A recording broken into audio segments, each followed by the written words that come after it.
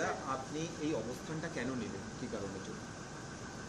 অবস্থান আমি নিচ্ছি, অধিকাংশ সাংসদ, অধিকাংশ বিধায়ক, তাদের সকলেরই একটা উদ্যোগ যে দল চলুক, মমতা ব্যানার্জি প্রধান উপদেষ্টা হোক, দল নেত্রীর মতন একটা ভূমিকা নিয়ে থাকুক।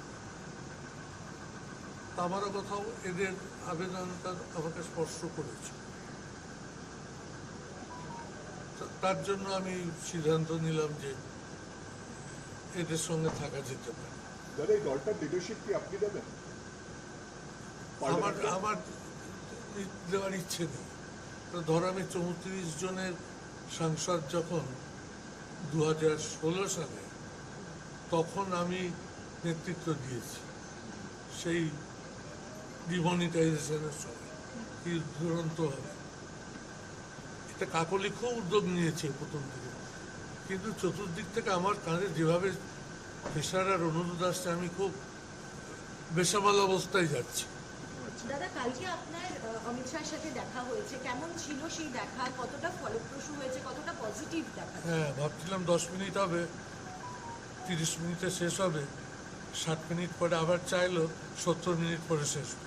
আচ্ছা, আপনি আগামীকাল আপনি যাচ্ছেন স্পিকারের কাছে যাচ্ছেন তো? আগামীকাল স্পিকারের কাছে যাচ্ছেন? না, আমি এখনো সই করিনি। আচ্ছা, আমি শুভেন্দুকে বলেছিলাম তুমি এসে উপস্থিত হলে তবেই সই করবো। আচ্ছা, তা দুপুর পর্যন্ত আমাকে বলেই যাচ্ছিল যে আমি আজকে আসতে পারছি না, আপনি সইটা করুন।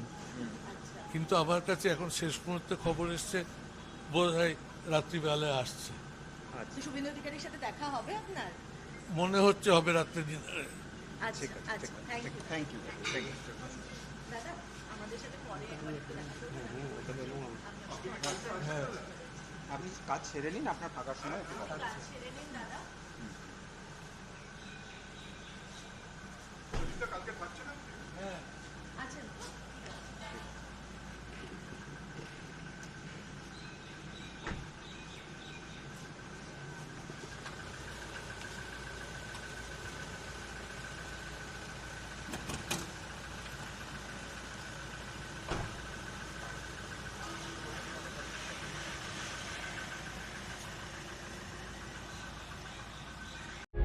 प्रभातखबर.com, विश्वास वही, रफ्तार नहीं।